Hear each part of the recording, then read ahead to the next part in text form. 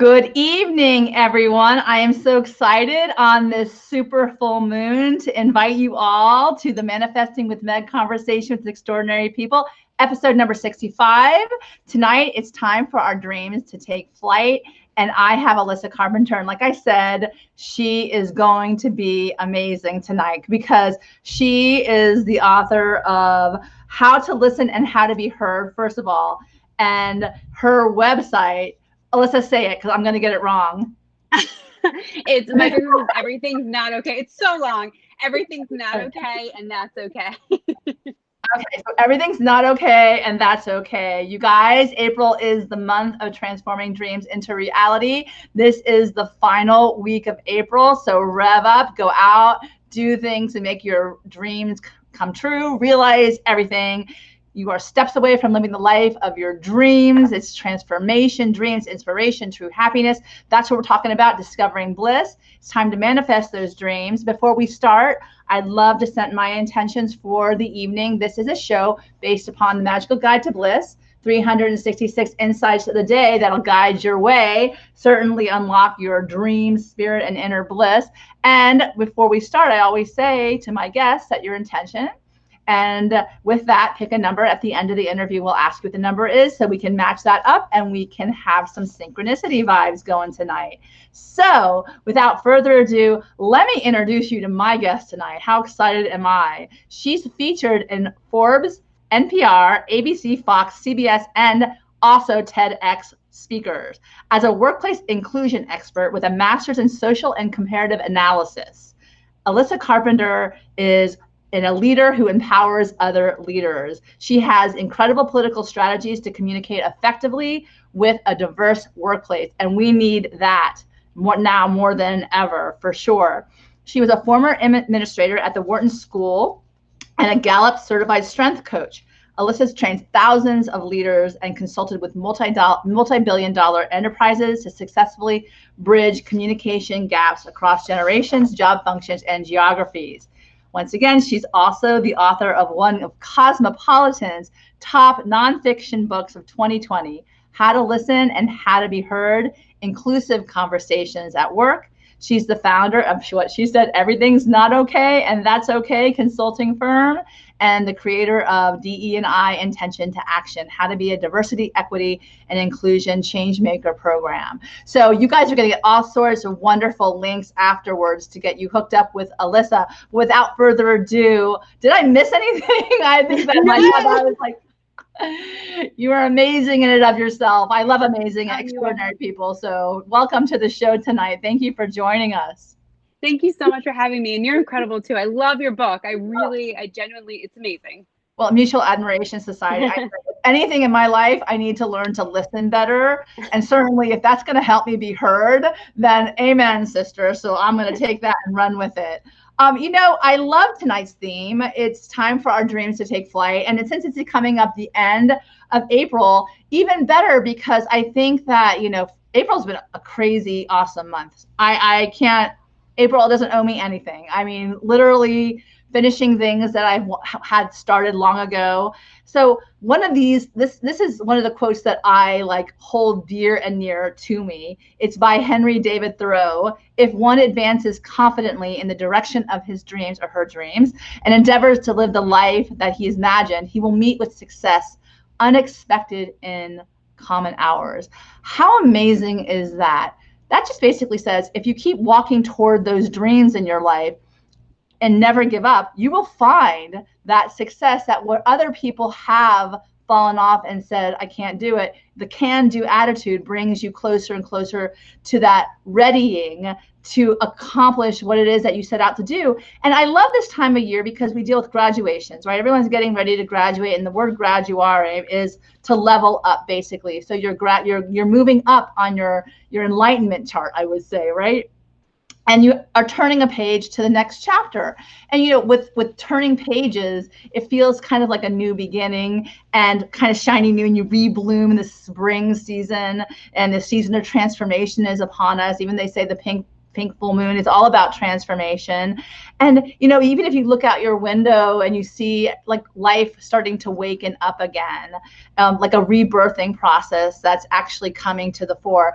And, you know, I love that because, you know, listening and then watching and being the observer is so important with regard to your dreams, because a lot of the doing, sometimes you need to be still and just allow. So what are your thoughts on this? I just love this topic. I'm so excited you're here. No, I'm excited too. And it's so interesting that you said even now is new beginning. So working in higher ed, I was always, and I have young kids, living in the academic calendar world. And so it was always this ending and celebration. May is always just a busy month for us as a family with birthdays and graduation parties and all that stuff. And it's just this, I don't know, like this regrouping of, okay, maybe I had these New Year's resolutions. Where am I now? What can I give? What I want for the rest of my year? It's this kind of refresh, if you will, of what's coming, what do I want, and what am I hoping for? And I love even how you mentioned this be still piece, because I forget to do that all the time. You know, like I'm always on the go, whether it's physically somewhere or in my head of what's to come next and what's happening. And I think in order to reach our dreams and our goals, you have to be still of what do I want? What do I want it to look like? Who can I talk to? Is it different? This has been such a crazy year and a half or more that like taking advantage of these moments, I think is just so important. I absolutely agree with you. And, you know, I love that it's so funny. I love the school cycle. I mean, I think I was in government for almost 20 years, and I was like, well, when do I used to train interns who were graduating from law school and high school and even college. And I kept saying, well, I want to graduate too, like, because it's a celebration ritual, you know, it's like a wake up, you know, we get to celebrate. Mm-hmm. It always felt like you always get to buy a new pretty dress and then put your like gown on, your cap on, and, you know, walk the aisle or whatever that you are doing. But it feels like you actually have that opportunity to stand in that moment of time to take part in that ritual, which I think is so important. So I love the fact that you do that.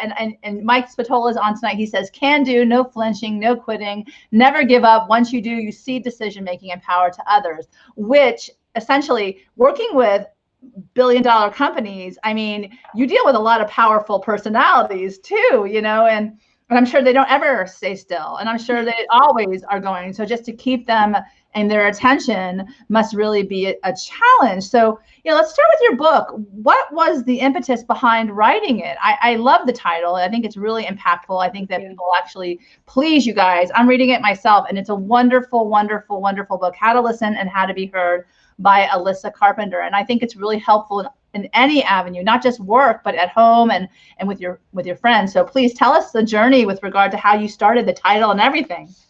Yeah, well, it was so interesting just going through the writing process. And for years, I was writing stories about experiences that I had and listening to other people's stories and experiences and just looking at the books that are offered. And like for me, there wasn't something out there that can really empower people on any level within the organization with actual strategies and tactics of what to do. Less hypothetical, more of these are some of the strategies that you can do to listen, to be heard, to have conversations. Yeah. So the book, and I was trying to make it's like 16 chapters, but they're short. So you can say, I'm fine in this area here, but I'm really struggling. How do I decide which mode of communication or which medium should I use? Let me check out this chapter now, and really use it as this resource or this manual, if you will. Or I'm having a disagreement with somebody. What do I say, and what can I do, and what will that look like? Let me challenge myself here. So I wanted something that wasn't just you pick up and read it and put on your shelf and forget about it, but more of this ongoing resource that you can use to have conversations around. And it's been I love having conversations with people, one who've read the book or doing team exercises with it, because I think it brings out so much more, being able to bring it to life when you're working with other people. And we do a lot of role plays or what are conversations that are happening. So it's not just the hypothetical of these are things that are happening and this is what we can do to change. So, you know, you have a master's in social and comparative analysis, and that's really, I mean, it's a lot to say, and it's tell me a little bit about that, because I was really curious with regard to that part and how that plays into your work process now. Yeah, so the degree, I have a master's degree in education. So a lot of that program was education and culture and education and society, and why are people the way they are, and how do they interact with one another, and why do we gravitate towards certain people, and how does that affect systems and our cultures and our society and inequity. So it really looked at things broadly, mainly from the lens and scope of education, but just doing research in those different spaces. And education impacts, whether people believe it or not, education impacts everything. People's access to education and the resources, and how that disseminates through our world. It's really a timely conversation to have, really, because, you know, if we're dealing with a lot of issues like these gaps in the world that we're always looking at, because the conversation is forced to look at that, because it's a time and a moment in time where we can actually pay attention and use people like you, certainly, you know, with the whole component of strength finders as well, and this communication, you know, as far as fine-tuning communication skills. Tell me, with regard to your experience with, like, say, people who are like, well, I don't need help communicating. I don't need any help from you. Why are you here? Like, how do you deal with that when you come into a workplace to, you know, bring your magic, and what happens? And there are always going to be people who think, whether it's communication or something else or strength finder, or I just don't need that.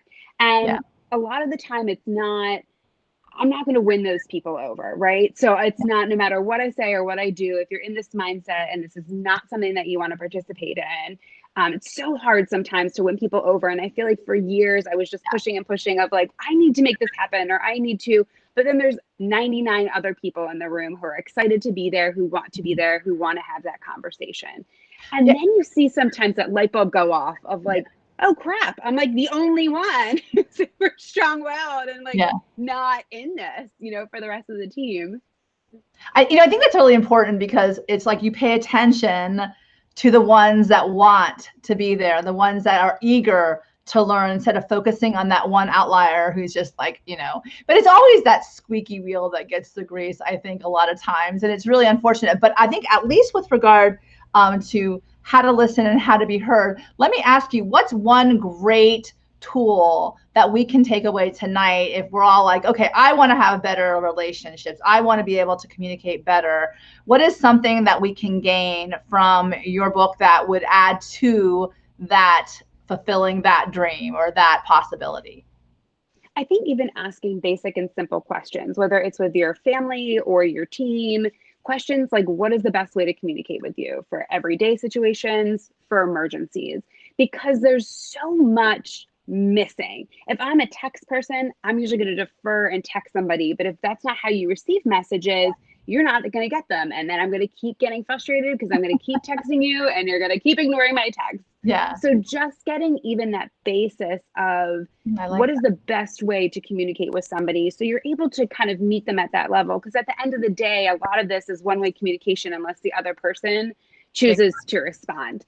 And you have to defer really to the other person's method depending on the situation. So just thinking, if you're in a team and your people are ignoring you or things aren't getting done, what is that best way to do it? And then the second piece to even that, communication to me and expectations and clarity and transparency all come together. So when you are, thinking of, if we're communicating with each other via email or whatever it is it 4 hours we have to get back to you, 48 hours, what are my working hours? What do they look like? Get clear on the expectations and communicate that, and come out with what are your values and things as a team of what you do together. Because I think sometimes we hold it in of like, oh my God, I'm so annoyed. Oh my goodness, I'm still annoyed. And you just like, you're never going to get annoyed at this person who's not doing anything wrong, or they are, but they don't know that they are, right? Because you don't have these expectations. You've never had these conversations. So there's always this like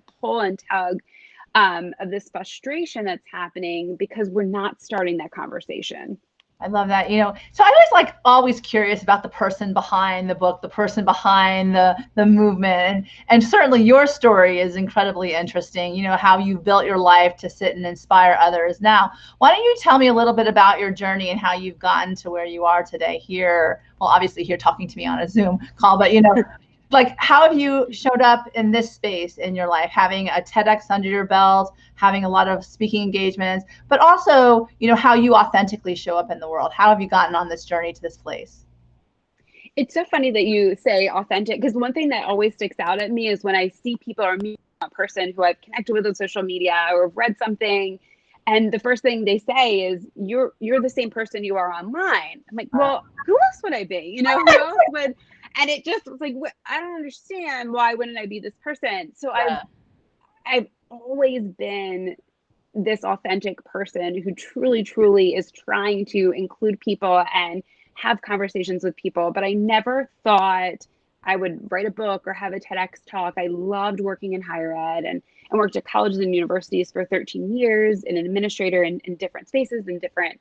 And I just loved it. I love working with students at that stage. And it just came to a point where there was more and I could see more. And starting my business more as a side hustle and then turning it into kind of a full-time business was not something that I always thought that I'd do at all. So it's so interesting to see this path, but then manifesting, I want to give a TEDx talk, I want to write a book, and then writing it out and then making those connections and having those conversations and just keep saying it wasn't a goal that I wasn't going to achieve, if that makes sense. It was, this is happening. It might not be this year or next year or in 10 years, but these are things that are happening in my life. And this is what I need to do it. So just I love that. Keep on keeping on, I guess. Well, I do. I love that. And a lot of what you've done, the whole idea about having your dreams take flight, and a lot of what I like to do is give the tools of extraordinary people like you, because obviously my tools might not be the only tools out in the world, go figure, right? But, the reality is that there's so many different ideas and different ways that people actually, process a lot of things. So with regard to you, you wrote a book, you did a TEDx, you jumped out of, Wharton, and you're now having your own business, and you're successful at it. Can you give us a little, some of your tools and your guidance that'll get you from, that spark of light and the dream into the reality where you're actually looking back and like, my God, I did that. That's awesome. And I even think about goals of not, I'm going to do this, and even saying to yourself, I did this. I gave a TEDx talk. I wrote a book.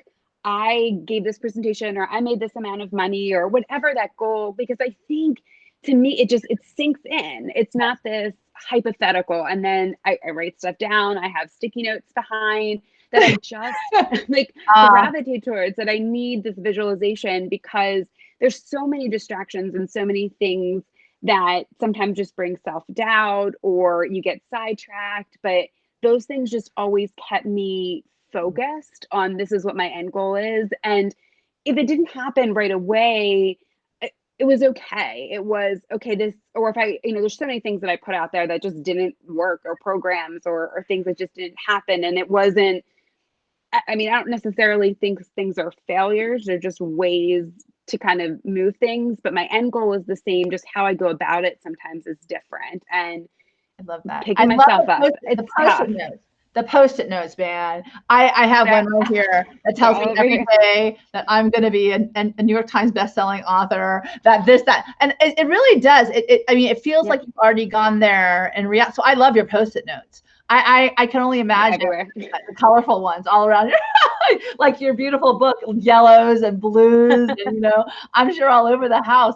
But I think that that's a really good thing to do, because you remind yourself every day of the it's like kind of like when I walked the Camino, they were like these shells, right? They have the different the shells that you follow, the reminders that there's still, you keep going, like you just said. Going back to the vision, did you always imagine that, first of all, I have to show your quotes, because they're amazing, and I love the quotes that inspire people. But I was going to ask you, did you always imagine that this would be where you are in your life, and where do you want to take it from here? Definitely not. I definitely did not. Especially there's so much. It's so funny just being, not funny being a business owner, but as a business owner and not knowing a lot about business starting out, I knew my content really well, but it's that other stuff in this learning curve, these things that just keep throwing at you, and obviously the pandemic, and this wasn't anything that I've thought of, but all my friends have always said, like, you are the most motivated person that I've ever met. Like, if I say I'm going to do something, it's either already done or I have a plan to make it happen. And and my ideas and stuff change about every 5 years. I've noticed, like, with different jobs, I get bored or I need to change things. So I'm not great with that. What is your 5-year plan or 5-year goal? Because it changes based on what the world needs or what's happening. And it's so crazy. I don't even know where I'll be in 5 years from now, which I probably should know what like a plan. For me, I don't like to should on myself. It's my friend had always said, don't should on yourself. Like, basically SHOULD people. But I think this is the perfect segue into the quote that you gave me. Leave who you were, love who you are, look forward to who you will become. What does this speak to you? How does this speak to you? And I need this as an inspirational quote because I get stuck sometimes in loops of, like, the leave who you are can be really hard for me sometimes. Of, did I say the right thing? Did I do this right? Did I help this person in this way? So it's okay. This moment is over. This moment in time is over. So I think just growing and learning has really helped. Like, I need this quote as an inspiration of just leave this here, grow, learn, change, and be who you're going to be. I love it. And then look forward to who you'll become, because we're always becoming, right? As long as we keep walking through and moving on. And then, oh my God, this is what I wore on a bracelet the entire time I walked the Camino. I was like, she believes she could, so she did. Tell me about this. And even the colors are gorgeous on this. I'm trying to think of. And it's so funny. I'm so superstitious. So I have a couple more like quotes, but I have these mantra bands. Yes. They've been on me for like 3 years. But I won't take them off because I'm like, if I take it off, then I won't do this. It's crazy, but they're all quotes. I'm the type of person who, if you say that I can't do it, it makes me want to do it, not more, but be like, okay, interesting. So I'm going to do it. and it's not that you're holding me back. It's just this, like, if I need to believe in myself and then I need to keep going. I don't know. It's one of those things where, honestly, like, people laugh, but you're the most motivated person. I do it. It's not always right. Don't get me wrong. But let me ask you something. What you're saying is on point, because if you don't believe in yourself, right? If you don't believe in yourself, then you're like, you're giving your power away. And I think that in many respects, the fact that you are motivated, you get things done, you can do it. So you go ahead and do it. And that's exactly what it says. And I just want to point out that people do happen to like the don't should on yourself. They're like, my therapist says, stop shoulding over myself. Thank you, Diana. That's awesome. But you know what? I have to tell you, it's true, because, honestly, we do so much in life to sabotage our success. And one of my friends says it all the time. Don't you dare sabotage your success. You have so many opportunities in front of you. This is what you worked for. This is what you dreamed for. What the heck? Right now, you're going to step up and say, no. And this one is great, because it's bad enough that you sabotage your success, but other people who come in and they offer their opinion. And I love the quote, detach from the good opinion of others. But this is even better. People come and go in your life, but the right ones will always stay. And I love it. Please tell me what's this about for you. I think it's amazing. Yeah, and it's something I say over and over again, because connections and relationships mean so much to me. I thrive off of being with people and being connected with people.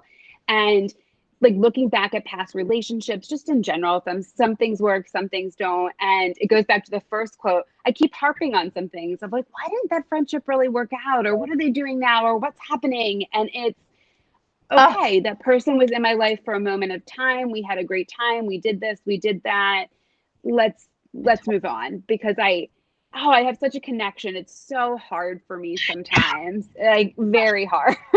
I totally align with you from that space because it's maddening to me. It's like, I hate to say this because it sounds kind of funny, but why don't they want to play with me anymore? It's like when you're a kid, right? Like, we were such good friends. Why can't we play anymore? But you're right. Reason, season, and lifetime. Sometimes you just have to let it go so you can make room for other things. And maybe they needed to separate from you because they needed to heal the places where you couldn't help them anymore. The same thing goes, but but that love still stands. It still stands. Yeah. So I'm with you on that. I totally love that you said that because it totally validated, and it's funny because I don't think that how to listen and be heard could ever help somebody who steps away from your life for a brief moment, and I always say the door is always open. I don't like to close doors or burn bridges. I'm not one of those because I'm like, you never know where you're going to be on your path and you're never going to know what the realization is. So I just absolutely love that quote. And now we're back to these. Now these are awesome because I want to ask you, do you use, it says, we generalize the individual negativities of people of color while we individualize the individual negativities of white people. Like, I think this was great. And I want to go into this conversation because of what the timeliness of that is, and it's a part, and I imagine that, right now, this might be something, these diversity issues that come up, especially the fact of the matter that you work with, billion-dollar organization. So tell me a little bit about that. And are you seeing a lot of questions as to how to communicate with diverse groups rather than, those that show up the same as you? Oh, definitely. And this quote is from Abraham X. Kendi, and one of my favorite interviews from Brene Brown was with him. And it was all these aha moments. And I think we live in our own experiences. We are experts of our own experience, and that's it. And this quote was this, you're right. So if, thinking about this and what this means, just going a little bit deeper, when, let's say, a white person is convicted of a crime or does something, it's that person, that individual. Yeah. But when a Black person it's, they're from this area, or, Black people are X, Y, and Z. We generalize Black people when we individualize white people's experiences. And I didn't think about it like that, but knew it, deep down. And then just to hear him say it was just this, you're totally right. And this is where we are right now. And it was just this moment. And he even sent another quote just about, you didn't know you needed I'm trying to think of how he phrased it. It was about raining and I didn't have an umbrella, but I didn't know I needed one. Or, you have your experience and we've all had something where it is the way it is. And that's what we think everybody's experience is like until somebody tells us that's not my experience. That's not what I have. Yeah. These moments are major. I love that. And I think that, right now when we engage a conversation, because that's what you're about, are conversations and empowering conversations. And like this one too, it's an empowering conversation for other people. When we engage a conversation, I think perspective certainly is something that we need to focus on because, while we've had our journey, we've had our story, our past is ours, and they're literally colored by whoever was in your life, what kind of, culture you live in, what kind of people are in your family, what kind of education you've got, then you wonder, well, if I want to be of the world and we're all interconnected, how do I relate in a way that will engage the conversation more, which I think is exactly what this also speaks to, is that, understanding a different perspective. And then, of course, you give me this one, and I love it because we're talking about diversity nowadays. It's being invited to the party. Inclusion is being asked to dance. This is absolutely beautiful because I know, like, it's such a tag phrase now, diversity and inclusion, diversity and inclusion. Everyone's talking about diversity and inclusion. And everybody wants to be a part of the solution. I really do believe nobody wants to feel left out, even if you're, trying to engage one group over another. But this is perfect for that. Diversity is being invited to the party. Inclusion is being asked to dance. Tell me a little bit more about this as well and your experience. Yeah. And even just sharing even going off of what you said before, I think we're also in this place of, and I find myself having action bias a lot of, it's, we have these, as a white person, these woke moments, over in the past like several years and want to do something about it. But these moments and things have been happening for hundreds of years. And just because I had my moment of wanting to do something, I know, right? I need to talk to people. I can't just, well, these are the 5 things that we need to do, because it's not about me, and it's not the end goal should not be to make myself feel better situation. So when we get uncomfortable, we want to take action, and we have this bias towards action, but we're not staying still, like you were mentioning before, asking questions, doing our research, and really changing systems that are happening. And these issues, there are a lot of systematic issues that need to happen. So the diversity, I love this quote because I think it's very helpful and people understand that diversity is different people, right? There could be hundreds of different types of people in your space, in your room, but inclusion is a practice. So it's inviting people to the conversation. It's inviting people to be part of something, and then taking a step further. Belonging is that person's feeling, okay, I feel valued, I feel heard, I feel like I should be here. And sometimes we get stuck in diversity space of like, how many Black people, white people, women, men do we have in the organization?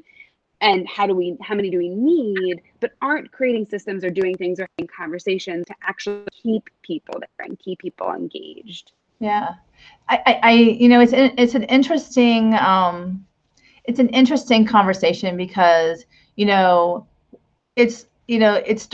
there clearly is a history, right? And they say, if you don't understand history, you will keep repeating over and over again. And I feel like every so often, the conversation comes out and then it dies down again. And then it like 10 years later, like what Thomas Jefferson said, there's a revolution every 10 years is healthy for a nation, right?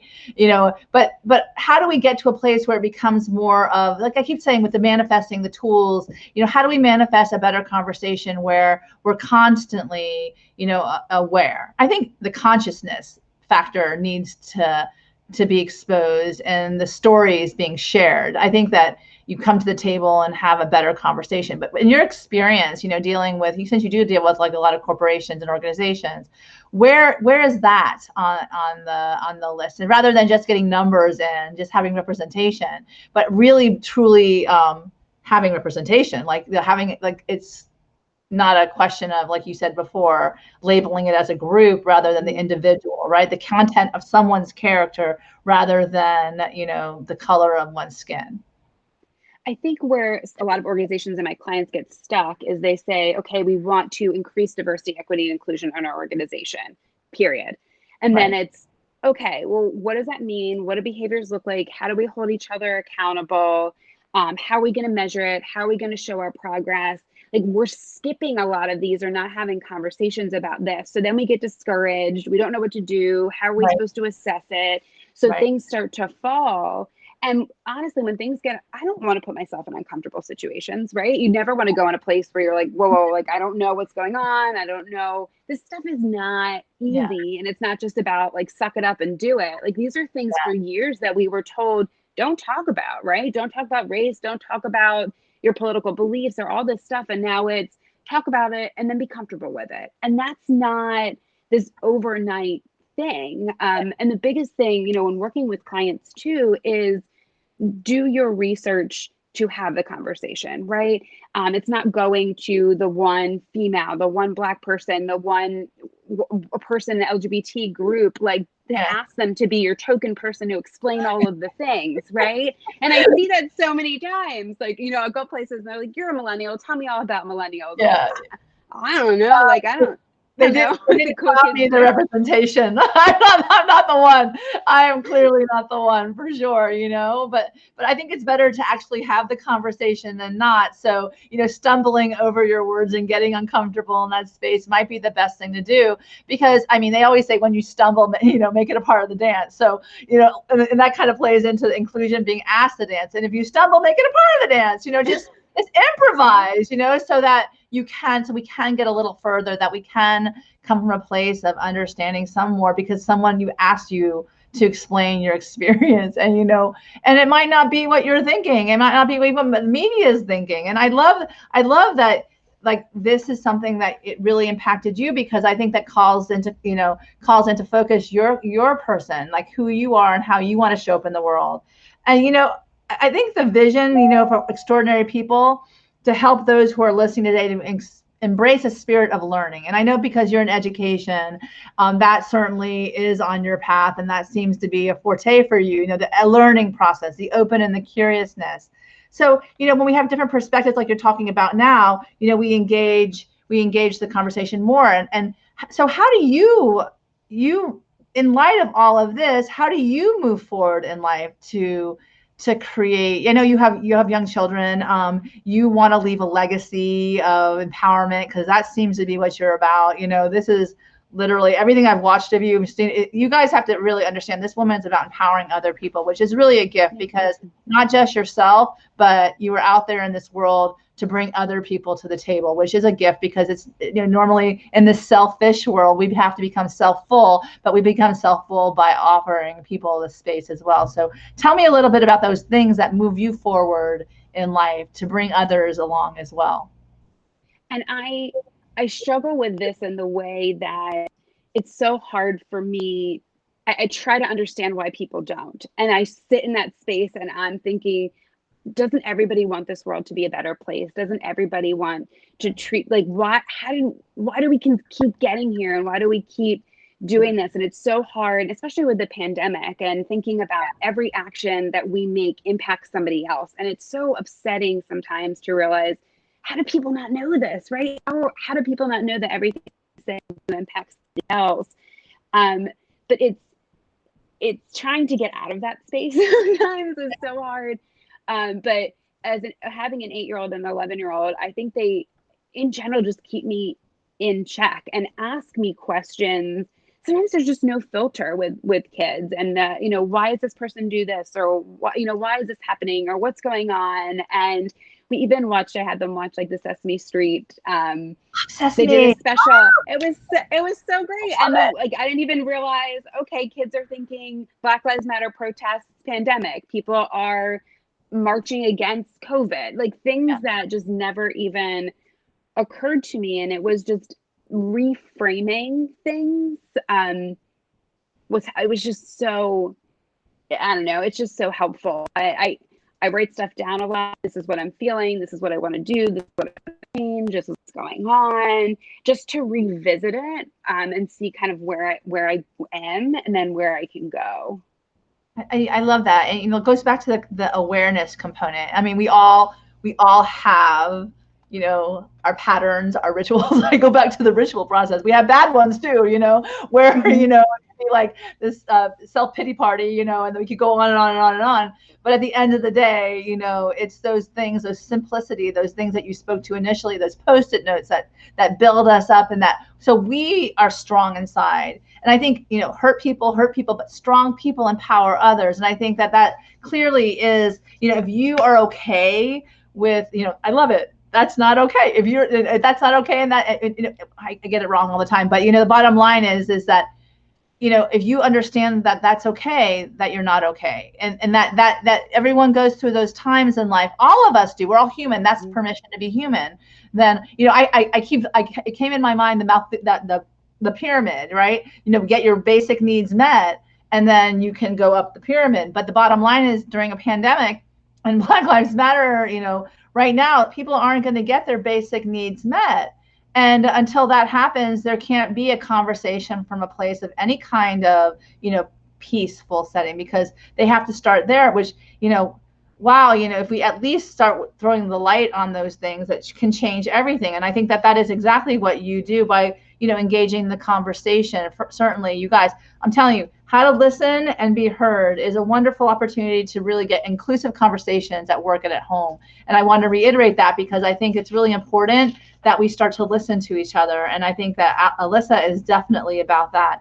I want to go back to the, how we manifest, and I love that. And since you are a huge manifester, I wanted to ask you, because I'm doing a TEDx this weekend. I just wanted to ask you, what was your journey there? Because I know a lot of people who are like up and coming speakers, and that was a dream of yours and it became a reality. But can you give any tips as to how people can get there, get to that place, to that stage, to share their, their idea worth spreading, right? Tell us a little bit about that, because I think engaging, that curiosity, and sharing from that place is really kind of spectacular. And I've seen it. It's amazing, you guys. So I'm going to put the link in the feed afterwards, but go ahead, please, Alissa. I'm so excited for you. This is amazing. This is so awesome. It's so interesting because they're all independent events. And that's something that I didn't know when I was going through the process, that your event is different from my event, which is they're all over the country or the world, really. So what I did was go through the TEDx website. Now, it's obviously different things like during the pandemic, but the cycles really, some of them go like a year out. So people already know the speakers for that event that's in 6 months or 8 months or 9 months. But look on the TEDx website and see which events are coming up in the future. Look at who's like the director or who's on the board or who's organizing the event, and reach out to them and see if they're accepting any applications after you go through the website for that specific thing and see if there are any applications. So go to the TEDx website, go to the individual events website, see if that connects with you. A lot of them still have themes, see if that connects with you, and then reach out to the organizers. What was the theme that you spoke at? What was the theme? I don't remember the theme precisely. I don't remember either. Okay. So what was the name of your talk? What was the name? Oh, Humanize Your Workplace, One Conversation at a Time. Say it again, because you kind of broke it in. Humanize Your Workplace, One Conversation at a Time.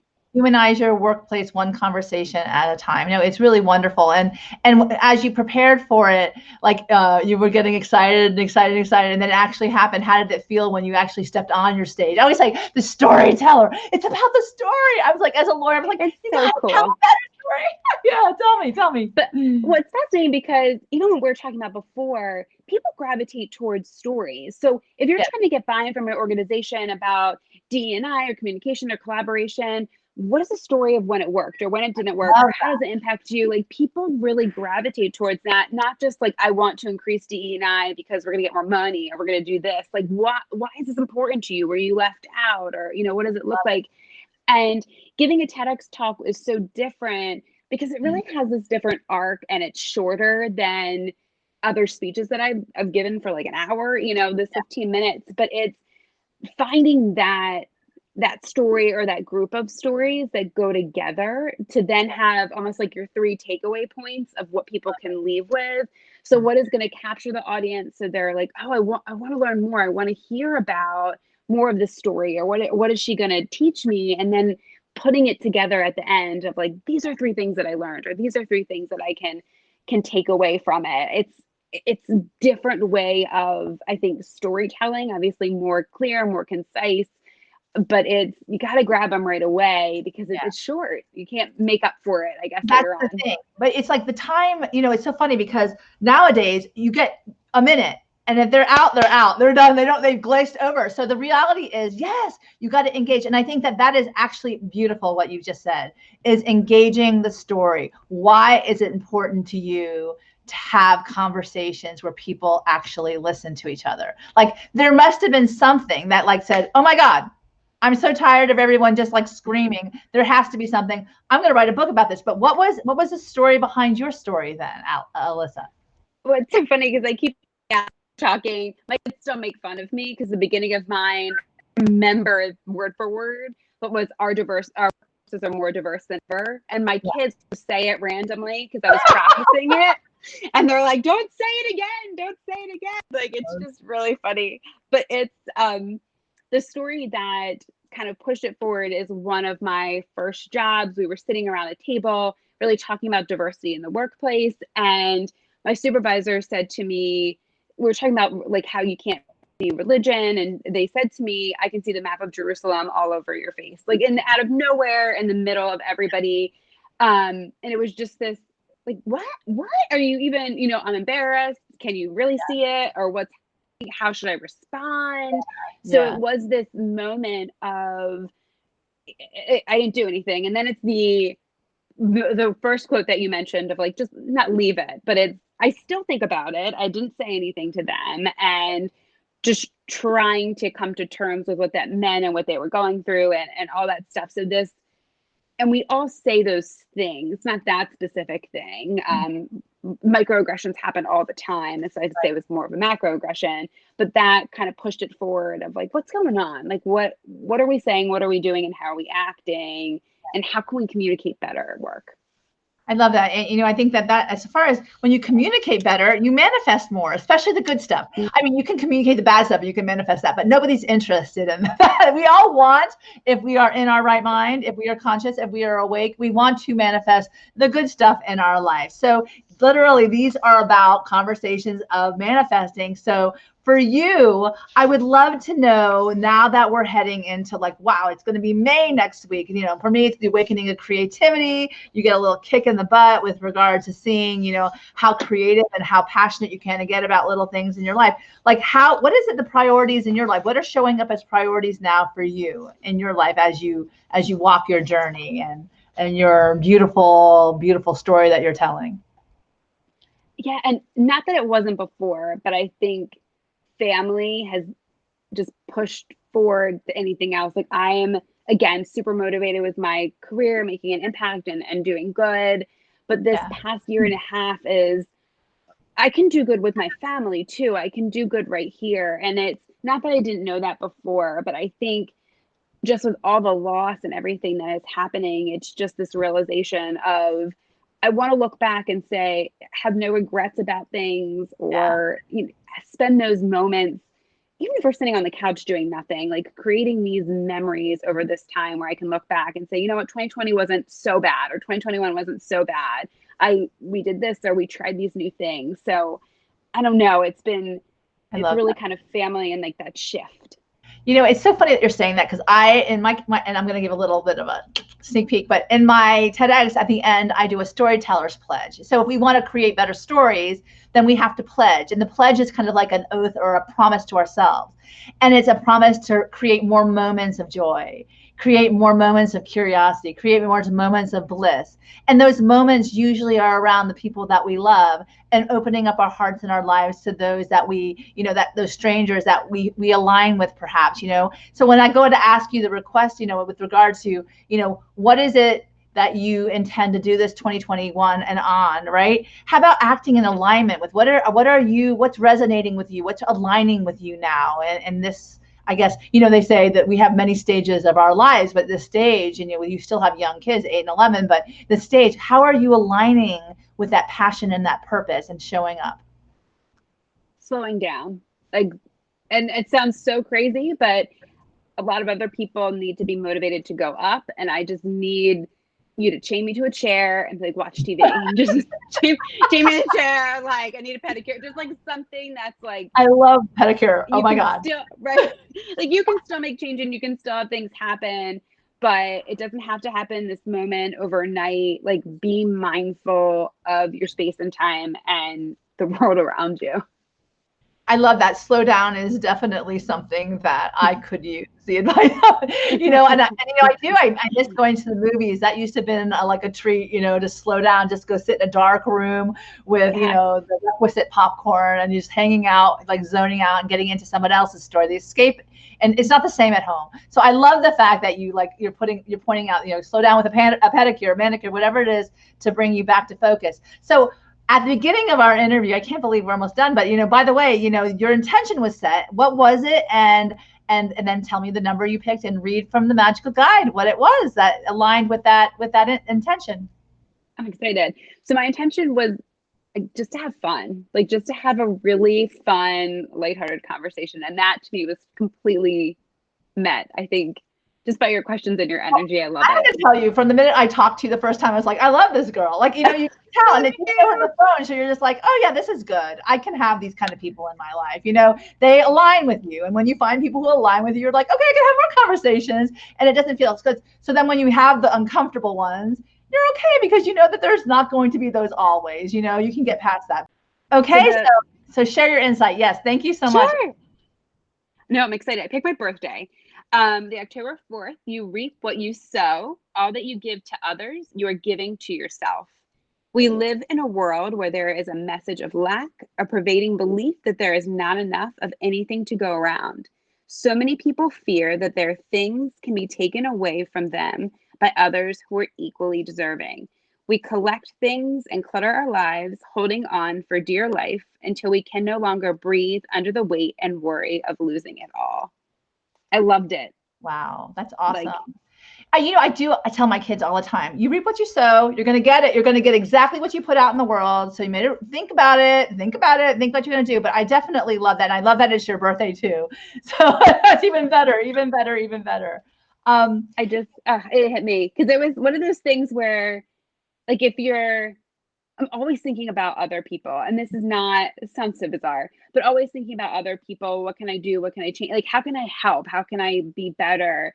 And sometimes you lose yourself in that process of like, oh, I matter too. Like, okay, like I need to do those things. So I think that's pretty cool. No, I love it. And I have to say that it definitely aligns with you already do that. You already do good things like that. But I do want to show everybody Alissa's gorgeous book, and I'm going to put mine next to her. I do want to encourage everyone to go out and buy her book, How to Listen and How to Be Heard. It really is a wonderful opportunity to have really good conversations.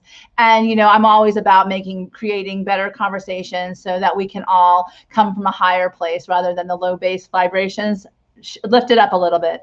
And Alissa, tell us where people can find you, because like I said, I'm going to put the information in the links and spell it out so people on the podcast can hear. Sure. You can find me on LinkedIn under Alissa Carpenter, ALISSA CARPENTER, or my website at notokaythat'sokaycoach.com. Awesome. And you can get the book on Amazon as well. Is that right? Yes, Amazon, Barnes & Noble, Indie Books. Mm-hmm. And you have on audio too. I do. And I read it, which was so fun. Oh, that's so awesome. So you were able to actually read your own story. That must have been surreal. I think that would have been amazing for sure. I'm getting one step closer to my ultimate dream of being the voice of a cartoon character. So it was so fun. So you heard it here, people. She's going to be the voice of a cartoon character one day. And you're like, why does that sound so familiar? Oh my God. Yes, Alissa. So awesome. I definitely want to encourage everyone to continue manifesting their dreams. These are the kind of conversations that'll get you there. Love the Post-it notes. Absolutely amazing to continue those affirmations. And also the quote, diversity is being invited to the party, inclusion is being asked to dance. So keep asking people to dance, because the more of us that are dancing, it's definitely, you can't yell at someone when you're doing some kind of dance, that's for sure. So it definitely engages that conversation. Once again, I so appreciate Alissa, but I want to give you the final word, the final bit of inspiration. Send us away with tonight on this beautiful super full moon. Everybody, make a wish on the pink moon tonight. Go out there and just be still and take it all in, because that's the opportunity of being alive. So go for it, Alissa. Give us your final bit of inspiration tonight. Oh, thank you so much. I'm so excited that I was able to be here, and just be true to yourself. Be true to who you are, and shine your light, whatever that might be, and to whoever might need it. I love it. So I love it. Anyone who wants to shine their light is welcome to be on stage with me. My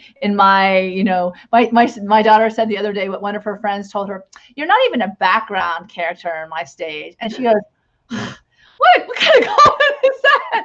She's like, well, I wouldn't want to be on your stage anyway, so there you go. So engage the people to be on your stage that elevate you, bring life into this world, and bring their light and shine their light. So I definitely want to say Alissa is one of those people. Once again, go to www.notokaythat'sokaycoach.com. She has a program that's out there, /DEI Changemaker. So definitely check it out. I will include it on the feed, but I wanted to mention that as well. Go out and buy her books. They're awesome. They're going to elevate you and bring more light into your life, just like she does. And remember, we're all here to be deliberate creators of our life. Let's dream big. Let's manifest wonderful dreams come true as they take flight, as we graduate to the next level, as we keep looking forward, as we celebrate what we've done in the past. And if we haven't enjoyed what we've done in the past, we can yell out plot twist and turn and start all over again and start writing a new chapter. Certainly learning how to communication from a place of seeking to understand, then be understood, listening, and then being heard is a great place to start. As Mr. Spatola says, be bold and be an awakener. It is time to manifest our dreams. You guys, good night. Have a wonderful rest of April. Thank you again, Alissa, for everything, and have a wonderful evening.